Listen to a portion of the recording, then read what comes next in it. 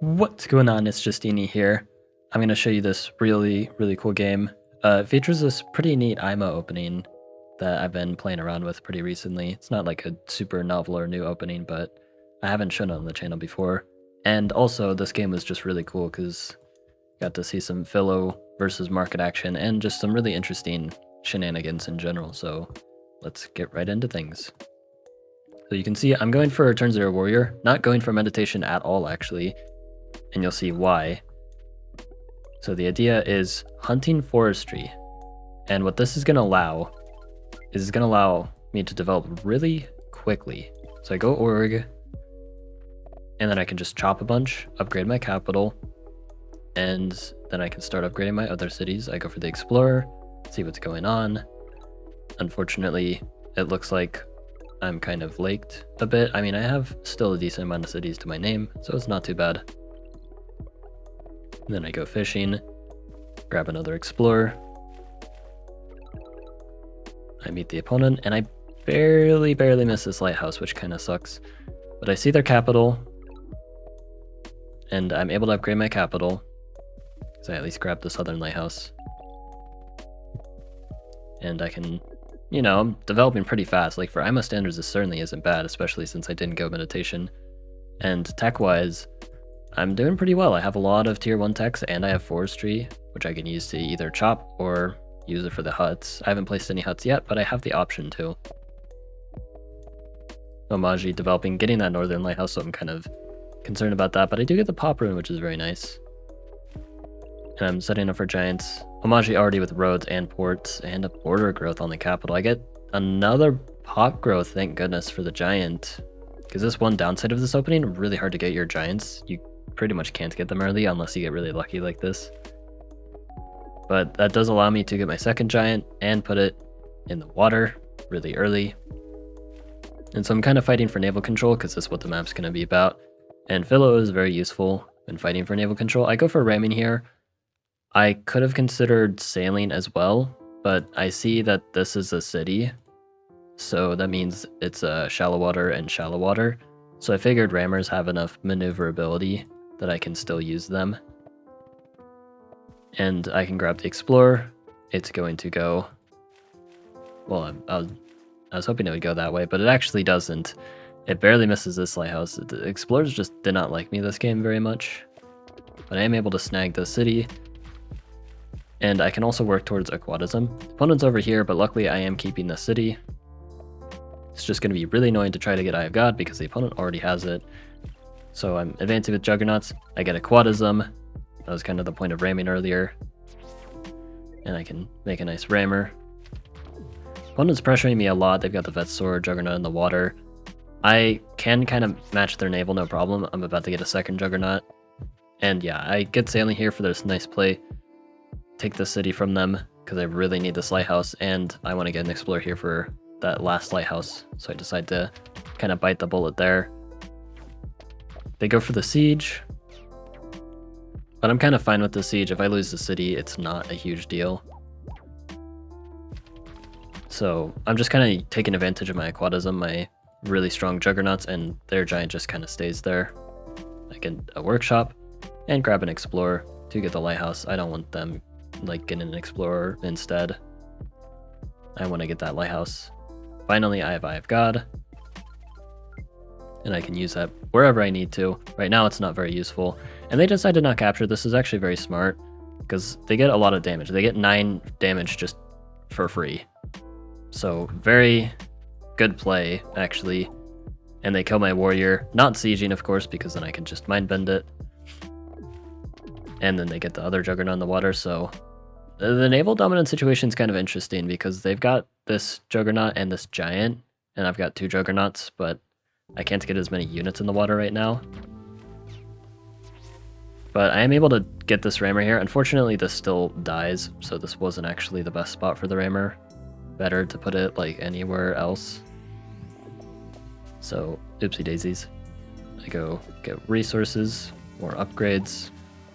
They don't capture again. Again, makes sense. They don't need to. And construction, you can see, setting up, you know, first off getting another giant which giants are very scarce this game because I kind of chopped away some of mine. But, I mean, city count-wise, I am still doing well. They've got 5, soon to be 6, versus my 7, soon to be 6. So my tech prices aren't actually, like, any cheaper, because they're just sieging the city and effectively denying the income. I have what feels like 6 cities, but the tech price of 7, then they siege me here, which I totally didn't play around. So that's really rough. I'd have to get 2 scouts if I want to unsiege that, or a rammer. Both the cases are really bad. They're just being really annoying with these units, but I can finally take out the sword there. And then I go climbing. I don't remember exactly why I got climbing. I think it was to see any mines that I had, because I actually do have some mines in case I want to go like smithery or something. And then I grab mining, upgrade this, upgrade this. I have just enough for 2 scouts to unsiege, but I decide not to because I have 2 monuments. I barely got Gate of Power like just this turn. And this is going to really help with naval dominance. Even though these juggernauts aren't too healthy, this juggernaut isn't healthy either, and I'm about to have a naval superiority there. But then they drop the markets, and this is very scary. Just instantly level 7 markets, soon to be another. They capture this because they know I'm just about to take it. They want to get Grand Bazaar. But now I can capture, kill some more units up there. And yeah, I just need to chip away at these giants, get as many rammers as I can, get another giant.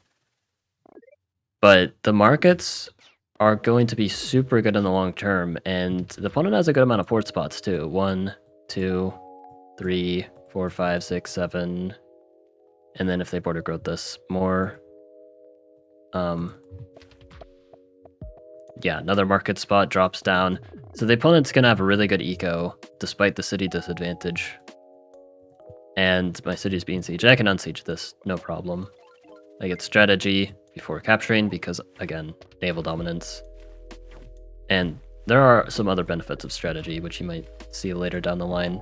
But it's mostly just to have better units for the water. These juggernauts are getting chipped away, but now the opponent has rammers as well. And they're really contesting my naval dominance, going for the border growth here. Another market. And the economy might catch up to me. It could be really rough, but I'm doing what I can, trying to take advantage of my currently superior units thanks to aquatism and strategy. But then another giant drops down. And if the opponent just kind of holds on, then eventually I could have some problems. I can't deny all of their port space. So unless I do something, because I can't like go for markets or something, like I will be significantly down in eco because I have 0 markets, and I will eventually lose the game because they have 16 star per turn in markets alone, and they haven't even maxed them out. There's still like giant potential here and here, or giant end market potential. So yeah, I have to kind of make a move. But I come up with this idea, diplomacy. I noticed they have some giants here, but they don't actually have any way of addressing just cloak chain. If I get this cloak chain off, I effectively win the game despite their economy, because it's just too many units to deal with combined with my naval superiority. And so, yeah, I'm also able still to hold on to the water, damage the juggernauts. There's a bomber here though, and a second bomber.